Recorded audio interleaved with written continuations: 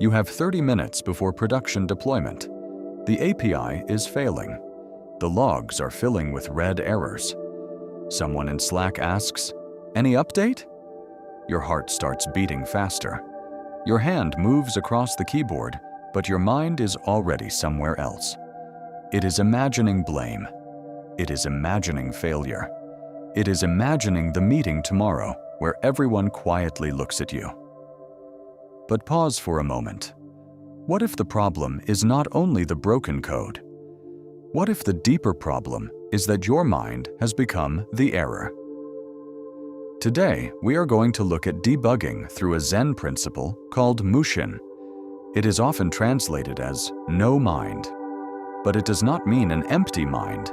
It means a mind that is not trapped, a mind that sees clearly, a mind that can meet chaos without becoming chaos. When code breaks under pressure, something strange happens. The bug is technical, but the suffering becomes personal. A timeout error appears, and suddenly you think, "I should have caught this." A failed deployment appears, and you think, "Maybe I am not good enough." A teammate asks a normal question, and it feels like an accusation. The mind adds a second layer on top of the problem. The first layer is simple. Something is failing. The second layer is painful. I am failing. Zen practice begins by noticing this difference. There is the event, and then there is the story we attach to the event. The event says, "The API returned 500. The story says, "I am a disaster." One can be debugged. The other must be released. This is a Zen-inspired retelling, not a historical scripture. Long ago, in a quiet mountain monastery, there was a young student whose task was to copy sacred teachings by hand.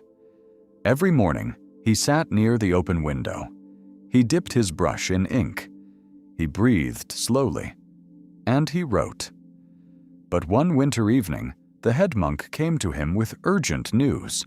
A visiting teacher would arrive at dawn. The manuscript had to be finished before sunrise.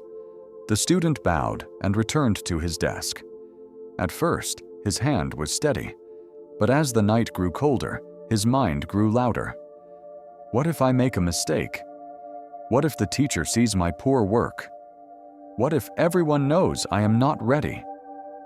Then it happened. One drop of ink fell from his brush.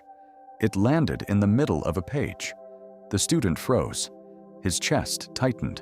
His thoughts became wild. He tried to fix the mark, but his rushed hand made it worse. He turned the page too quickly, and the wet ink smeared. Now there were 2 mistakes, then 3. Soon, the desk was covered with ruined pages. The student dropped the brush and whispered, "I have destroyed everything." A wise old monk, who had been sweeping the hall, heard him. He walked over quietly. He looked at the pages. Then he looked at the student. The young man expected anger, but the old monk only opened the window. Cold night air entered the room. Above them, clouds moved across the moon. The old monk said gently, "Look." The student looked up. A dark cloud passed over the moon. For a moment, the room became dim. Then the cloud moved on. The moon was still there. The old monk pointed to the ruined pages. "Your mistake is like that cloud." Then he pointed to the student's chest. "But you have mistaken the cloud for the sky." The young student did not answer. He was still ashamed. The old monk picked up one ruined page. He did not tear it. He did not throw it away. He placed it beside the clean pages. Then he said, "First, see what is here." The student wanted to explain. He wanted to defend himself.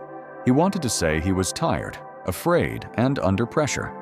But the old monk raised his hand softly. "Not the story, just what is here." So the student looked. 1 ink drop, 1 smeared line, 3 pages unusable, 7 pages still clean, the brush still usable, the ink still full, the night still quiet, the breath still moving. For the first time that evening, the student saw the situation without the storm inside his head. Nothing magical happened. The mistake did not disappear. The deadline did not disappear. But the panic began to loosen. He picked up the brush again. This time, his hand was slower, not because he had more time, but because he had less fear. By sunrise, the manuscript was not perfect, but it was complete. And the young student learned something he remembered for the rest of his life. A clear mind does not mean life has no mistakes. A clear mind means mistakes no longer own the mind. Now return to the deployment. The API is still failing. The clock is still moving. The Slack messages are still coming. But before you type another command, notice what is happening inside. Are you solving the bug? Or are you fighting yourself? This is where Mushin becomes practical. Mushin is not passive. It does not mean sitting still while production burns. It means acting without the extra weight of panic, pride, and self-attack. In debugging, a Mushin-like mind asks simple questions. What do I know? What changed? What is the smallest test I can run? What assumption am I making? What can I remove? What can I isolate? Notice how different this feels from panic. Panic says, fix everything now. Clarity says, find the next true thing. Panic jumps between 10 possibilities. Clarity follows one thread. Panic wants emotional relief. Clarity wants evidence. And this is why calm is not weakness. Calm is a debugging tool. Here are 3 simple practices you can use when your mind begins to race. First, name the cloud. Say quietly, fear is here.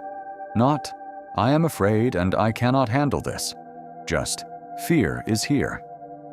This small change matters. You're no longer inside the fear. You're observing it. Second, separate fact from story. Fact: the API fails after deployment. Story: everyone will think I am incompetent. Fact: the database query changed.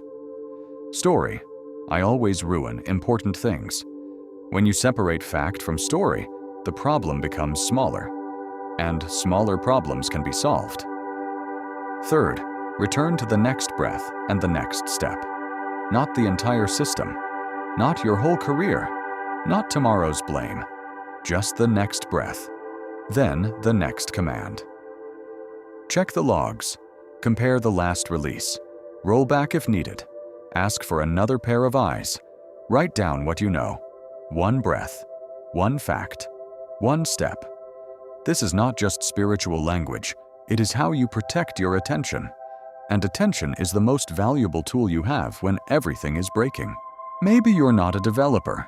Maybe your failing API is an argument at home, a medical bill, a message you regret sending, a mistake at work, a silence from someone you love.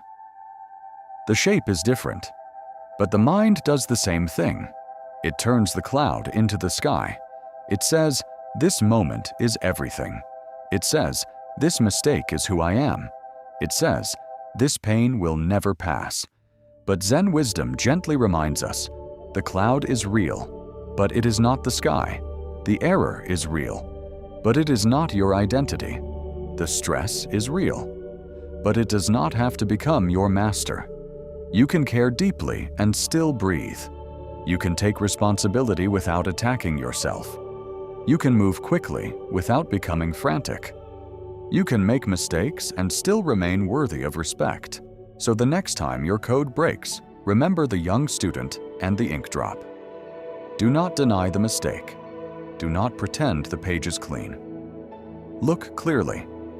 Name what is here. Separate the fact from the story. Then take the next calm step. The goal is not to become emotionless. The goal is to stop letting every emotion drive. Mushin is not a mind with nothing inside. It is a mind that does not cling.